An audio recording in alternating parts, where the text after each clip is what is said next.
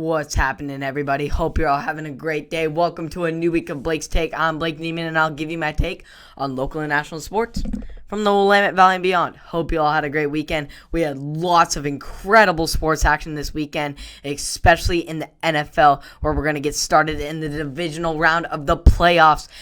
Final four teams battling it out for their spots and their chance to punch their ticket to the Super Bowl next week in their championship conferences.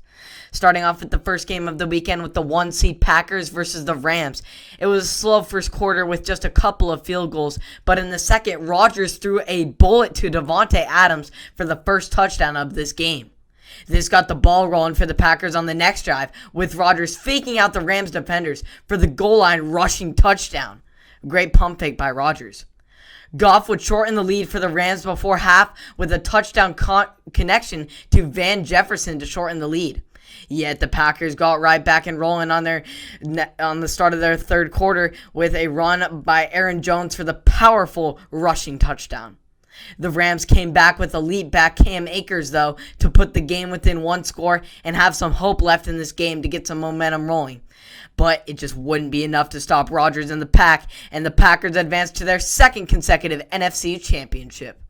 On to Bills versus Ravens, where there was a very rough first half, especially with the kickers, with there being 3 missed field goals in the first half.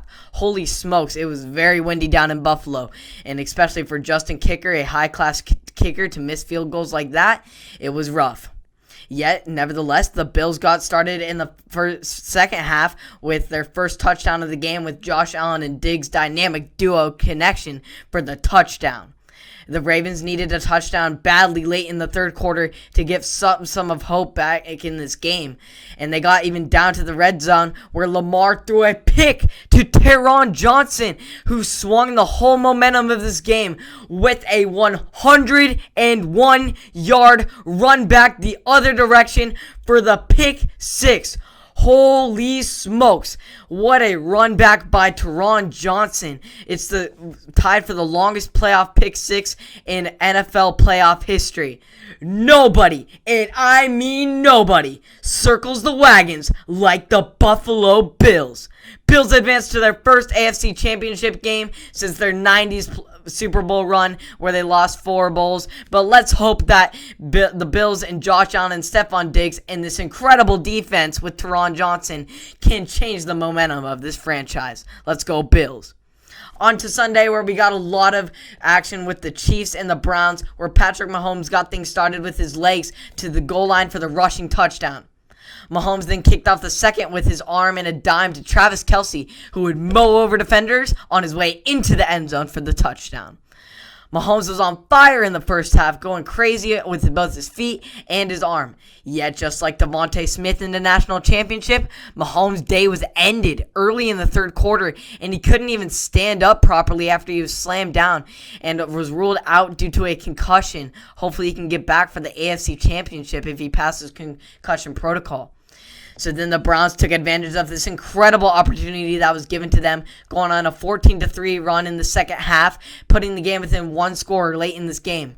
It all came down to Chad Henne on the fourth down when Henne rolled out to the right and threw a dime to Tyreek Hill, who cut up for the first down and secured the Chiefs spot in their third straight AFC championship game, and to round off this incredible divisional round for the Chiefs. So hopefully Mahomes can get back there and get his team punch their ticket to their second straight Super Bowl. And to round off this incredible great divisional round weekend, we had the NFC South rematch between the rival Bucks and Saints. Brady versus Breeze, 2 Hall of Famers. This could be Breeze's last game in the Superdome.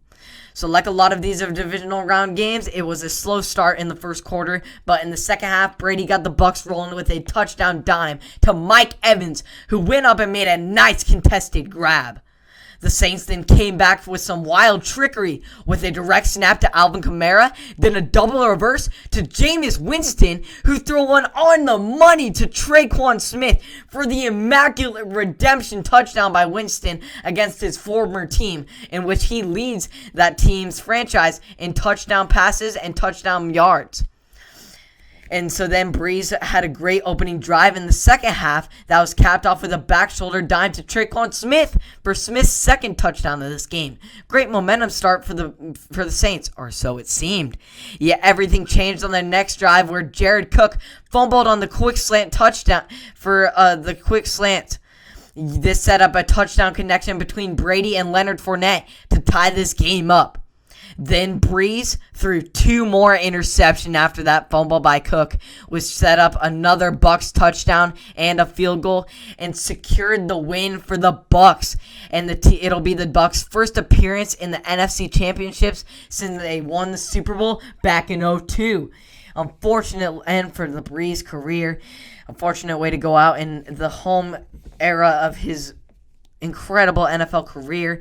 Unfortunate way to go out in his home stadium in the Superdome and all the accomplishments he's had in that stadium, all the touchdowns, all the memories in that stadium. Very unfortunate for him to go out like that, but he will always be remembered, and he did win a Super Bowl for the hometown of New Orleans, and what an incredible career for Drew Brees and all that he's done, all the accomplishments and he's done to the league, and just he's going to be a first ballot Hall of Famer, no doubt, and I look forward to what he will do in his future outside of football. But as far as the Bucs and Tom Brady's still going strong at 43 years old, trying to establish the all-time GOAT status with 7 Super Bowls individually and trying to lead this Bucs franchise to a Super Bowl in his first year with the team. Wouldn't that just be an incredible feat to accomplish? So what a wild and incredible great action divisional round that we had this weekend. Unfortunate ends to great teams and great players' seasons and careers, but there's also great hope for new franchises and their new dreams and their new opportunities ahead. And so many of these teams next week in their respective conference championships are looking to punch their tickets to Super Bowl 55. We'll see how it turns out next week. As far as NBA, we are starting to get a better understanding of what the personal reasons Kyrie Irving is having for being out of the NBA. And they are actually very, very positive. In honor of MLK, one of the greatest civil rights activists in history, if not the greatest, Irving bought a house for the family of George Floyd, a black man who died in Minneapolis in May while police custody after a white officer kneeled on his neck. We all remember those gruesome images for those straight 7 minutes. His death sparked a wave of protest and it really brought light to the Black Lives Matter and the social injustice movement. Irving has been active off the court on social injustice matters, and in July he committed $1.5 million to supplement the income of WNBA players who chose not to play in 2020 due to the bubble, whether because of coronavirus concerns or social injustice reasons. Irving has missed 7 straight games, though, due to the combination of personal reasons, NBA matured quarantine, and a ramping up of basketball activities ahead of his return. He has been doing very well when he does play, when he is averaging 27.1 points per game, 5.3 rebounds, and 6.1 assists in the 7 games this season he has played. Tonight, Brooklyn established themselves as a true force to be reckoned with, though, in the NBA, with Harden's performance on Saturday in his debut versus the Magic, and their close win tonight over the elite Milwaukee Bucks, who had the best record in the NBA regular season last year, and have their 2-time MVP, Giannis Antetokounmpo, but they took him down tonight and are establishing them as an elite force, and no doubt that they are going to make the NBA Finals, even with or without Kyrie. Kyrie may be the deciding factor in whether they win the NBA Finals, but as far as making it there, they will be just fine with the incredible talent of Harden and KD. They are absolutely balling out. KD looks as good as ever. Coming off of that Achilles injuries felt like nothing to him, and Harden's balling out with getting great ball movement and still getting his incredible shots up. This Nets team is going to be very good. As far as local sports, we're down to the sad stage again. After all the incredible news we have in national sports, we just can't seem to catch a break here in Philomath. Oh, all the hopes we get, and they're crushed. I'm so sick and tired of our local sports plans getting just jumbled around and our athletes here just feelings just and their emotions and their desire for the game getting crushed each and every day. Baseball was supposed to start back up again today, but due to high extreme risk levels now newly in place in Benton County, it has been canceled and to a later date. So just keep praying, everyone. Please just keep praying for these athletes and their mental state and their desire to get back out on the field. And just keep praying that someday these incredible established sports programs and their respective athletes and coaches will be able to represent Willamette once again. So thank you for tuning in to another episode of Blake's Take. I appreciate the support on Apple Podcasts, Spotify, and or YouTube. Hope you enjoyed the new news over the weekend, and I'll see you all tomorrow.